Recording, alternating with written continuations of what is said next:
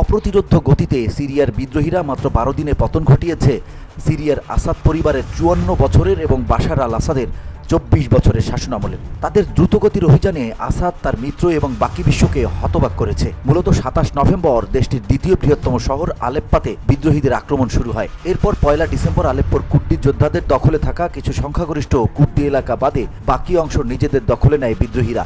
এরপর 5 ডিসেম্বর সিরিয়ার চতুর্থ বৃহত্তম শহর হামা দখল করে 7 ডিসেম্বর আসাদ সরকার নিয়ন্ত্রিত রাজধানী দামেস্ক ঘেরাওয়ের অভিযান শুরু করে বিদ্রোহীরা। রোববার ভোরে সিরিয়ার তৃতীয় বৃহত্তম শহর হোমসের নিয়ন্ত্রণ এবং দামেস্কে প্রবেশের ঘোষণা দেয় বিদ্রোহীরা। বিদ্রোহী যোদ্ধাদের আক্রমণের মুখে রাজধানী থেকে ব্যক্তিগত বিমানে করে পালিয়ে যান আসাদ। তবে কোথায় গিয়েছেন তা এখনো অজানা। মাত্র 12 দিনের অভিযানেই সিরিয়ার প্রেসিডেন্ট বাশার আল আসাদের শাসন শেষ হলো। ইতোমধ্যে বিদ্রোহীরা রাজধানী দামেস্কের পূর্ণ দখল নিয়েছে। সিরিয়ায় বাশার আল আসাদের শাসনের অবসান হয়েছে।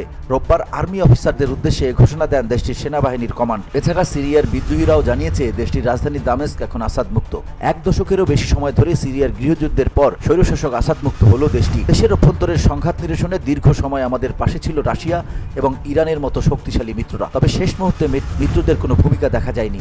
বাশার আল আসাদের পালানোর খবরে দামেস্কের রাস্তায় রাস্তায় উদযাপন দেখা যায়। বিদ্রোহীরা বলছে সিরিয়ায় আসাদ শাসনের অবসান দেশটির ইতিহাসে এক নতুন অধ্যায়ের সূচনা করেছে। এক বিবৃতিতে বিদ্রোহীরা জানায় বাথিস্ট শাসনের অধীনে 50 বছরের নিপীড়ন এবং 13 বছরের অপরাধ অত্যাচার এবং বাস্তুচ্যুতি এবং দীর্ঘ সংগ্রামের পরে সব ধরনের দখলদার বাহিনীর মোকাবেলা করে আমরা আজ ঘোষণা করছি 8 ডিসেম্বর 2024 সেই অন্ধকার যুগের সমাপ্তি এবং নতুন যুগের শুরু হলো। এটি সিরিয়ার জন্য একটি নতুন যুগের সূচনা। এদিকে দামেস্ক দখলের পর নতুন সিরিয়াকে শান্তিপূর্ণ সহাবস্থানের জায়গা বলে ঘোষণা করেছে বিদ্রোহীরা এবং সব সিরিয়ানদের মর্যাদা রক্ষা করা হবে বলেও জানিয়েছেন তারা। এছাড়া বিভিন্ন শহরের দখল নেয়ার পর বিদ্রোহী গোষ্ঠী হায়াত তাহরির আল শামের প্রধান আবু মোহাম্মদ আল জুলানি আত্মসমর্পণকারী ব্যক্তি ও সাধারণ মানুষের সঙ্গে ভালো আচরণ করতে বিদ্রোহী যোদ্ধাদের প্রতি নির্দেশ দিয়েছেন। এই খবর প্রকাশ করেছে বিবিসি, রয়টার্স ও আল জাজিরা।